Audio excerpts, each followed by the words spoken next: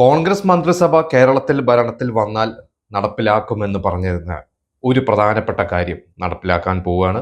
അത് KSRTC ബസ്സുകളിൽ സ്ത്രീകൾക്കുള്ള സൗജന്യ യാത്ര. പ്രിയദർശിനി പദ്ധതി, അതാണ് അതിന്റെ പേര്. അത് എന്തായാലും ആരംഭിക്കാൻ പോവുകയാണ്. VD സതീശൻ ഔദ്യോഗികമായി ഉദ്ഘാടനം നിർവഹിച്ച് 15-ാം തീയതി രാവിലെ 8:30 അതിനൊരു തുടക്കം കുറിക്കുന്നത്. അപ്പൊ ഇത് ഇന്ദിരാ ഗ്യാരണ്ടിയുടെ ഒരു ഭാഗമാണ്.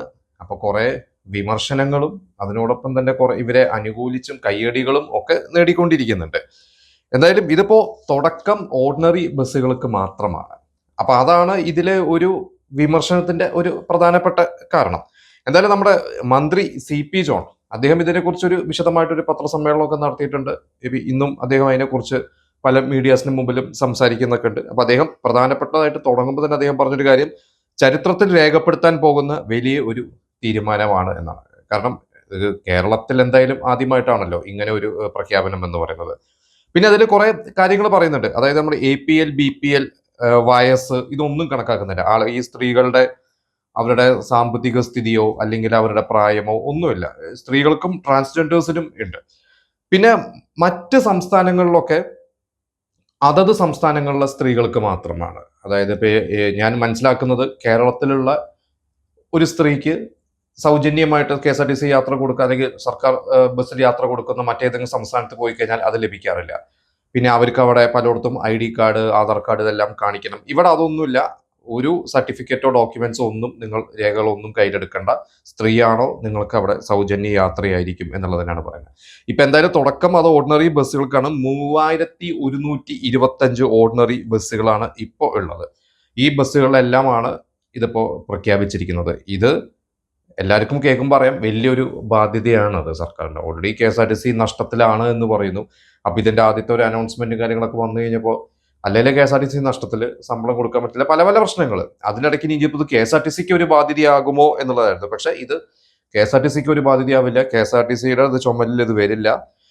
ആദ്യം തന്നെ KSRTC ഇതിന്റെ അഡ്വാൻസ് ഇവർക്കുള്ള ഇത് ഗവൺമെന്റ് തന്നെ, സർക്കാർ തന്നെ KSRTCക്ക് കൊടുക്കുമെന്നാണ് പറയുന്നത്. ഏകദേശം 2 കോടി രൂപ പെർ ഡേ, ഒരു ദിവസം 2 കോടി രൂപയുടെ അടുത്താണ് ഏകദേശം ഇവര് ഇതിനൊരു ചെലവ് പ്രതീക്ഷിക്കുന്നത്. അതായത് ഒരു ബാധ്യത എന്ന് തന്നെ പറയാം, ബാധ്യത പ്രതീക്ഷിക്കുന്ന ആ ബാധ്യത സർക്കാർ കൊടുക്കുമെന്നാണ് പറയുന്നത്. പിന്നെ ഇതിന് വെറുതെ സ്ത്രീകൾക്ക് കയറാൻ പറ്റില്ല. ഇതിന് ടിക്കറ്റ് ഉണ്ട്. ഇവർക്ക് 0 ടിക്കറ്റാണ് ഇവർ കൊടുക്കുന്നത്. ആ ഒരു ടിക്കറ്റിന്റെ എണ്ണം വെച്ചിട്ടാണ് പിന്നീട് ഇവർ എത്ര പേര് അതിൽ കയറി എന്നുള്ളത് ഇവർക്ക് കറക്റ്റ് ഒരു എണ്ണം എടുക്കാൻ പറ്റുള്ളൂ. അപ്പൊ എനിക്ക് മനസ്സിലാക്കുന്നത് ആ ഒരു ടിക്കറ്റിൽ ചിലപ്പോൾ അതിന്റെ ഒരു ഡീറ്റെയിൽസ് ഒക്കെ ഉണ്ടാവും. അപ്പൊ അത് വെച്ചിട്ടല്ലേ നമുക്ക് ഇവർക്ക് എത്ര രൂപ KSRTCക്ക് ചെലവ് വന്നു അല്ലെങ്കിൽ എത്ര പേര് കയറി, ഇത് വെച്ച് സർക്കാർ വേണമല്ലോ, എന്നിട്ട് വേണമല്ലോ അത് കൊടുക്കാനായിട്ട്.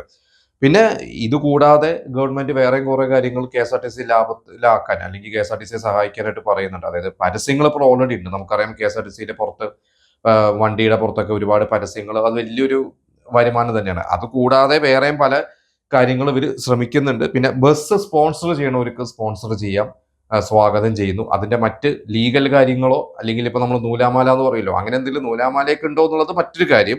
പക്ഷെ എന്തായാലും ഇത് ആർക്ക് വേണമെങ്കിലും ബസ് സ്പോൺസർ ചെയ്യാൻ ഗവൺമെന്റ് അത് ഇരുകൈ നീട്ടി സ്വീകരിക്കുമെന്നുള്ളതാണ് മന്ത്രി പറഞ്ഞിരിക്കുന്നത്. പിന്നെ മുൻ ഗവൺമെന്റ് തുടങ്ങിയ ഗ്രാമവണ്ടി പദ്ധതി അതെന്തായാലും വിപുലീകരിക്കാൻ പോവാണ് എന്നുള്ളതാണ് പറഞ്ഞത്. അതെനിക്കൊരു വലിയൊരു കാര്യമാണ്. എനിക്ക് തോന്നുന്നു രാഷ്ട്രീയപരമായിട്ടുള്ള ഇതൊക്കെ മാറ്റി പൊതുവെ നമ്മൾ കാണുന്നത് മുൻ ഗവൺമെന്റ് കൊണ്ടുവന്ന പദ്ധതി ഈ ഗവൺമെന്റ് ഒന്ന് ചവിട്ടി ഇവർ പുതിയത് കൊണ്ടുവന്നാണ് പൊതുവെ നടക്കാറുള്ളത്. ആ ക്രെഡിറ്റ് ആ ഗവൺമെന്റ് കൊണ്ടുപോകുന്നൊക്കെ പറഞ്ഞിട്ട് എല്ലാ കാര്യങ്ങളും അല്ല, ചില കാര്യങ്ങൾ ഇവിടെ എന്തായാലും അതൊന്നും ഇല്ല എന്നുള്ളതാണ് പറഞ്ഞിരിക്കുന്നത്. അതൊരു വലിയൊരു കാര്യമാണ്. എന്തായാലും ഇങ്ങനെ ചെയ്യുന്നതോടുകൂടി സ്ത്രീകൾക്ക് ഇത് വലിയൊരു ഗുണം തന്നെയാണ്. കാരണം ഈ KSRTC ബസ്സിൽ യാത്ര ചെയ്യുക എന്ന് പറയുന്നത് ഒരു മിഡിൽ ക്ലാസ്സോ അല്ലെങ്കിൽ ഒരു ബുദ്ധിമുട്ടുള്ള സ്ത്രീകൾ എന്ന് വേണമെങ്കിൽ, ഞാൻ ബുദ്ധിമുട്ട് എന്ന് ഉദ്ദേശിക്കുന്നത് ശമ്പളം കൊണ്ട് ജീവിക്കുന്ന, രണ്ടറ്റം കൂട്ടിമുട്ടിക്കാൻ ശ്രമിക്കുന്ന വീട്ടമ്മമാര്, അത്തരത്തിലുള്ള സ്ത്രീകളാണ്, കുടുംബ നാഥകളാണ്. അപ്പൊ അവർക്ക് ഇത് വളരെ ഗുണകരമാവുന്നതാണ്. അത് ഏകദേശം ഇപ്പൊ ഈ ഓർഡിനറി ബസ് എന്ന് പറയുമ്പോൾ ചെറിയ ദൂരമായിരിക്കുമല്ലോ. അപ്പൊ ഏകദേശം ഒരു ജോലിക്കൊക്കെ പോകുന്ന സ്ത്രീകളാണെങ്കിൽ അവർക്ക് ഒരു ആവറേജ് 1000 രൂപയുടെ അടുത്ത് അല്ലെങ്കിൽ 1000 രൂപയ്ക്ക് മുകളിലാണ് അപ്രോക്സിമേറ്റ് ഒരു തുക ഒരു മാസം ചെലവ് വരുന്നത്. ഈ ചെലവ് ഇവർക്ക് ഇനി സേവ് ചെയ്യാം. ഈ പൈസ ഇത് ഇവർക്ക് മറ്റു കാര്യങ്ങൾക്ക് യൂസ് ചെയ്യാം. അപ്പോൾ അത് എക്കണോമിക്ക് ഗുണമാണ്. ഇപ്പോൾ ഈ ഇൻകം ടാക്സിന്റെ ഒരു സ്ലാബ് ഇപ്പൊ കഴിഞ്ഞ പ്രാവശ്യം കേന്ദ്ര ഗവൺമെന്റ് അത് കൂട്ടിയിരുന്നു. അപ്പോൾ അവർ പറഞ്ഞത് ടാക്സ് കുറെ പേർക്ക് അപ്പോൾ ടാക്സ് അടയ്ക്കേണ്ടി വരില്ല, ഇൻകം ടാക്സ് അടയ്ക്കേണ്ടി വരില്ല. അപ്പൊ അവരുടെ കയ്യിൽ പൈസ ഉണ്ടാവും. ഈ പൈസ ഇവർ എക്കണോമിയിലേക്ക് ഇറക്കുകയാണ്. അത് നമ്മുടെ രാജ്യത്തിന്റെ സമ്പദ് വ്യവസ്ഥയ്ക്ക് നല്ലതാണ് എന്നുള്ളതാണ് പറഞ്ഞത്. അതൊരു ഫിനാൻഷ്യൽ ഒരു ഫോർമുലയാണ്. അത് തന്നെയാണ് ഇവിടെ അപ്ലിക്കബിൾ ആണ്. അത് ഗവൺമെന്റ് പറഞ്ഞിട്ടുള്ളത് അതൊരു വലിയൊരു പോയിന്റ് തന്നെയാണ്. എന്തായാലും ഈ ബസ്സുകളെല്ലാം, ഈ ഓർഡിനറി ബസ്സുകൾ, ഈ പറഞ്ഞ 3000-ന് മുകളിലെ ബസ്സുകളെല്ലാം എല്ലായിടത്തും എനിക്ക് തോന്നുന്നു ഫ്രണ്ടിലും സൈഡിലും ഒക്കെ പ്രിയദർശിനി പദ്ധതി എന്ന് രേഖപ്പെടുത്തിയിട്ടുണ്ടാവും എന്നുള്ളതാണ് പറയുന്നത്. പിന്നെ ഇത് ആദ്യമായിട്ടല്ല, ഇത് മറ്റ് സംസ്ഥാനങ്ങളിലൊക്കെ ഉണ്ട്. തമിഴ്നാട്ടിലാണെങ്കിൽ, സൗത്ത് ഇന്ത്യയിൽ ആദ്യമായിട്ട് ഈ പദ്ധതി കൊണ്ടുവന്നിട്ടുള്ള തമിഴ്നാട്ടിലാണ്. വിടയൽ പയനം എന്നായിരുന്നു അന്ന് അവരുടെ ആ ഒരു സ്കീമിന്റെ പേര്. കർണാടകയിൽ ശക്തി സ്കീം എന്നായിരുന്നു പേര്. തെലുങ്കാനയിൽ കോൺഗ്രസ് വന്ന ശേഷം കുറച്ച് മുമ്പാണത്, അവിടെ മഹാലക്ഷ്മി സ്കീം എന്നുള്ള പേരിലാണ്. പിന്നെ ആന്ധ്രാപ്രദേശിലാണെങ്കിൽ സ്ത്രീ ശക്തി സ്കീം, അതായിരുന്നു ആന്ധ്രാപ്രദേശിൽ ഉള്ള പേരെന്ന് പറയുന്നത്. പിന്നെ ഡൽഹിയിൽ, ഇന്ത്യയിൽ ആദ്യമായിട്ട് ഇത് കൊണ്ടുവന്നിരിക്കുന്നത് ഡൽഹിയിലാണ്. അവിടെ പിങ്ക് ടിക്കറ്റ് എന്നായിരുന്നു പേര്. പിന്നെ പഞ്ചാബിലും വെസ്റ്റ് ബംഗാളും ജമ്മു കാശ്മീരും എല്ലായിടത്തും ഉണ്ട്. എന്തായാലും നല്ല കാര്യമാണ് എന്നുള്ളത് യാതൊരു തർക്കവുമില്ല.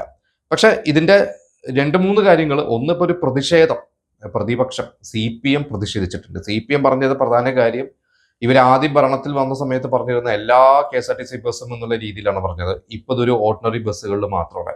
ഇതൊരു തരത്തിന് ആളെ പറ്റിക്കുന്ന പരിപാടിയാണ്, തട്ടിപ്പ് പരിപാടിയാണ്. ഞങ്ങൾ ഇത് ബഹിഷ്കരിക്കുകയാണ്. അതായത് നാളെ കേരളത്തിൽ ഉടനീളമുള്ള മിക്ക ഡിപ്പോകൾ, പ്രധാനപ്പെട്ട ഡിപ്പോകളിലെ എല്ലായിടത്തും ഇതിന്റെ ഉദ്ഘാടനവും അനുബന്ധിച്ചിട്ടുള്ള പരിപാടികളാണ്. ഇതിൽ അതത് ജില്ലകളിൽ, അതിലെ ആ മണ്ഡലത്തിലെ MLA മാർ, ഇടതുപക്ഷ MLA മാർ, പ്രതിപക്ഷ MLA മാർ ഇതിൽ പങ്കെടുക്കില്ല എന്നുള്ളതാണ് CPM പറഞ്ഞിരിക്കുന്നത്. ഇത് ജനങ്ങളെ പറ്റിക്കുന്ന പരിപാടിയാണ് എന്നുള്ള രീതിയിൽ വളരെ ഇതായിട്ടാണ് ഗോവിന്ദമാഷ് പറഞ്ഞിരിക്കുന്നത്. ഇതിനൊരു മറുപടിയായിട്ട് നമ്മുടെ ഗതാഗത മന്ത്രി CP ജോൺ പറഞ്ഞിട്ടുണ്ട്. അദ്ദേഹം പറഞ്ഞത് ഇതൊരു വിപരീത ബുദ്ധിയാണ്. എന്തായാലും തെറ്റ് അവർക്ക് പിന്നെ മനസ്സിലാവും, തെറ്റ് തിരുത്തും എന്നിട്ട് പറഞ്ഞിട്ട് ഓൾറെഡി ഇപ്പൊ തെറ്റ് തിരുത്തിക്കൊണ്ടിരിക്കുകയാണല്ലോ പല തെറ്റുകൾ. അതിന്റെ കൂട്ടത്തിൽ ഈ ഒരു തെറ്റും കൂടി അവർ തിരുത്തുമായിരിക്കും എന്നുള്ളതാണ് പറഞ്ഞത്. അതുകൊണ്ട് ഇതൊരു പ്രതിഷേധിക്കേണ്ട കാര്യമല്ല, കൂടെ നിൽക്കേണ്ടതാണ് എന്നുള്ളത് പറഞ്ഞിരിക്കുന്നത്. പിന്നെ എന്തായാലും നാളെ രാവിലെ 8:30 VD സതീശൻ തന്നെ പ്രധാനപ്പെട്ട ഇത് തിരുവനന്തപുരത്ത് അദ്ദേഹം അത് ഉദ്ഘാടനം ചെയ്ത് ഒരു ബസ്സിൽ യാത്ര അദ്ദേഹം തുടങ്ങുകയാണ്. ആ അദ്ദേഹം പോകുന്ന ബസ്സിൽ സാരഥി എന്ന് പറയുന്നത് ഒരു സ്ത്രീയാണ്. ഷീല എന്നാണ് അവരുടെ പേര്. അവർ KSRTCയിൽ PSC വഴി നിയമിക്കപ്പെട്ട ആദ്യത്തെ വനിതാ ഡ്രൈവറാണ് അവര്. അപ്പൊ ഇതൊരു വലിയൊരു മാറ്റമാണ്.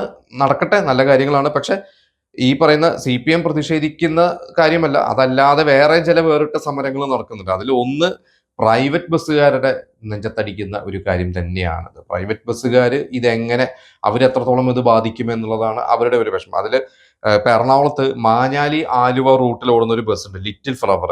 ഞാനൊരു വാർത്ത കണ്ടിരുന്ന അവരുടെ നാളത്തെ ഒരു പ്രതിഷേധം എന്ന് പറയുന്നത് ഏകദേശം ഒരു ദിവസം 7 ട്രിപ്പ് എന്താണ് അവർക്കുള്ളത്. ആ 7 ട്രിപ്പ് നാളെ പുരുഷന്മാർക്ക് സൗജന്യമാണ്, സ്ത്രീകൾക്ക് മധുരവും കൊടുക്കും എന്നാണ് പറയുന്നത്. കാരണം വേറിട്ട രീതി ഇവർ പറയുന്നത്, KSRTC സൗജന്യം കൊടുത്തിട്ട് ആ സൗജന്യത്തിൽ പങ്കെടുക്കാൻ വരാത്ത അല്ലെങ്കിൽ അതിന്റെ ഭാഗമാവാത്ത സ്ത്രീകൾ ഞങ്ങളെ സഹായിക്കാൻ വേണ്ടി വരികയാണ്. അവർക്ക് ഞങ്ങൾ മധുരം കൊടുക്കും, പിന്നെ പുരുഷന്മാർക്കൊക്കെ ഫ്രീ ആയിട്ട് ഇത് കൊടുക്കുക എന്നാണ് പറഞ്ഞത്. അവർ പറഞ്ഞത് ഞങ്ങളുടെ റൂട്ടിൽ ഒരുപാട് KSRTC ബസ്സുകളുണ്ട്, അതുകൊണ്ട് അവിടെ ഫ്രീ കൊടുത്തു കഴിഞ്ഞാൽ അത് ഞങ്ങളെ ബാധിക്കും എന്നുള്ളതാണ് പ്രൈവറ്റ് ബസ്സുകാർ പറയുന്നത്. അപ്പോൾ അത് അവരുടെ ഒരു കൺസേൺ ആണ്. പിന്നെ വ്യക്തിപരമായിട്ട് എനിക്കൊരു കാര്യം തോന്നുന്നത്, ഇനി ഇതിന്റെ ഒരു ബുദ്ധിമുട്ട് വരാൻ പോകുന്നത് ഇനി ഒരു ഇടിച്ചുകയറ്റമായിരിക്കും. നമുക്കറിയാം കേരളത്തിൽ സൗജന്യം എന്ന് എവിടെയെങ്കിലും കണ്ടു കഴിഞ്ഞാൽ ഒരു ഇടിച്ചുകയറ്റമാണ്. അത് ഇനി അങ്ങോട്ട് എത്ര തിരക്ക് കൂടും, KSRTC ബസ്സിൽ തിരക്കുകൾ കൂടാം, അതിൻ്റെ അകത്ത് തള്ളു വരും, ചിലപ്പോൾ അപകടങ്ങൾ സംഭവിക്കാം. ഇങ്ങനെയുള്ള കുറെ കാര്യങ്ങളുണ്ട്. അതുകൊണ്ട് ഇതൊക്കെ ചിന്തിക്കണം എന്നുള്ളതാണ് എനിക്ക് വ്യക്തിപരമായിട്ട് തോന്നാനുള്ള കാര്യം. പിന്നെ ഒരു കാര്യം, എല്ലാ സ്ത്രീകൾക്കും ഇത് കൊടുക്കണോ എന്നുള്ളതാണ്. കാരണം ഇനി നമുക്കറിയാം, ഇതിനു മുമ്പ് ഈ മുൻ സർക്കാരിന്റെ കാലത്താണെങ്കിലും ഈ പെൻഷൻ കൊടുക്കണതൊക്കെ എത്രയോ പേര് പെൻഷൻ വാങ്ങി, അതായത് വാർദ്ധക്യ പെൻഷൻ കൊടുക്കുന്നുണ്ട്, 1000 രൂപ 60 വയസ്സ് കഴിഞ്ഞവർക്ക് കൊടുക്കുന്നുണ്ട്. അപ്പൊ ഇതൊക്കെ അർഹതപ്പെട്ടവരല്ലാത്തവര് കൂടി ഇത് വാങ്ങുന്നുണ്ട് എന്നുള്ളത് പലപ്പോഴും വാർത്തകൾ വന്നു. വീട്ടിൽ AC-യും കാറും ഒക്കെ ഉള്ളവർ വാങ്ങുന്നുണ്ട്. അതുപോലെ തന്നെ എല്ലാ സ്ത്രീകൾക്കും ഇത് കൊടുക്കണോ എന്നുള്ള ഒരു കാര്യമാണ്. എന്നാൽ അപ്പോൾ ഒരു ചോദ്യം വരാം, എങ്ങനെ ഈ പാവപ്പെട്ട സ്ത്രീകളെ, സാമ്പത്തിക ബുദ്ധിമുട്ടുള്ള നമുക്ക് ഒരിക്കലും ഒരാളെ കണ്ടിട്ട് പറയാൻ പറ്റില്ല അവർക്ക് പണമുണ്ടോ ഇല്ലയോ എന്നുള്ളത്. അതുകൊണ്ട് വിമർശനങ്ങൾ ഇനി വരാം, പല രീതിയിൽ ഇതിൽ ബുദ്ധിമുട്ടുകൾ വരാം. ഈ പറയുന്ന ഇവർക്കുള്ള നഷ്ടം, KSRTCക്കുള്ള ഈ ഒരു നഷ്ടം ഇനി സർക്കാർ നികത്തണം. സർക്കാർ ആ പണം ഇനി ഖജനാവിൽ നിന്ന് എടുത്തു കൊടുക്കണം. ഇതെല്ലാം കുറച്ച് ചടങ്ങുകളാണ്, നമുക്ക് നോക്കാം. എന്തായാലും ഇതൊരു നല്ല കാര്യമാണ്. അതെന്തായാലും തുടങ്ങിക്കഴിഞ്ഞിട്ട് നമുക്ക് അതിനെക്കുറിച്ച് നോക്കാം എങ്ങനെ വരും എന്നുള്ളത്. എന്തായാലും എനിക്ക് തോന്നിയത് കുറച്ച് കൺസേൺസ് ഇതൊക്കെയാണ്. നിങ്ങൾക്ക് എന്താണ് ഇതിനെക്കുറിച്ചുള്ള അഭിപ്രായങ്ങൾ നിങ്ങൾക്ക് കമന്റ് രേഖപ്പെടുത്താം.